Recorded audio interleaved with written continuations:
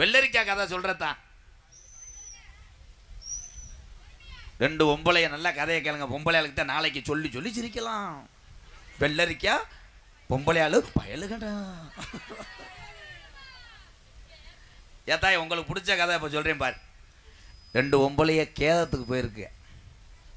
போகும்போது அந்த காலத்தில் வந்து ஓலை பொட்டி தெரியுமில்ல, அதில் நல்லா அள்ளிக்கிட்டு ரெண்டு பொம்பளையும் தலையை விரிச்சு போட்டு மூக்கெல்லாம் வடிய விட்டு ரெண்டு பொம்பளையும் போயிருக்காளுங்க.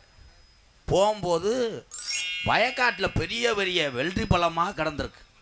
இந்த ரெண்டு பொம்பளையும் பேசியிருக்காளுங்க, அடியே கேதத்துக்கு போயிட்டு கேதம் கேட்டுக்கிட்டு காட்டை அழிச்சு போடணும் முடி, எல்லாத்தையும் பிடுங்கிட்டு போயிடணும் முடியும் பேசிட்டு போயிட்டாளு. அங்கே போய் பார்த்தா 30 பொம்பளை பாடியை கட்டி பிடிச்சி ஒப்பு வச்சு அழுகிறாள். அந்த 30 பொம்பளைக்குள்ளே இந்த ரெண்டு பொம்பளை வெள்ளரிக்காய் பொம்பளை உள்ளே ஜாயின்ட் பண்ணிட்டாளு. பண்ண உடனே ஒரு பொம்பளை ஆரம்பிச்சிருக்கா, ஏக்கா கொடி கொடியா வெள்ளரிக்காய் நாவு வந்துருச்சு. என்னை பார்த்தா ஐயா கொடி கொடியா வெள்ளரிக்கா. இன்னொரு பொம்பளை, அடி ஒன்று 1.5 கிலோ 2 கிலோ இருக்க முடியும், நம்ம போகும்போது பிடிக்கிறோம் அடக்கி வாசிடி.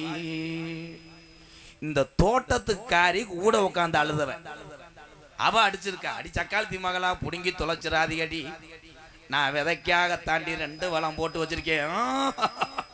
இந்த 2 முண்டியில எந்திரிச்சு, ஏக்கா உங்க வளம் தெரியாதக்கா, நாங்க ஆரம்பிக்கா மூக்க செந்து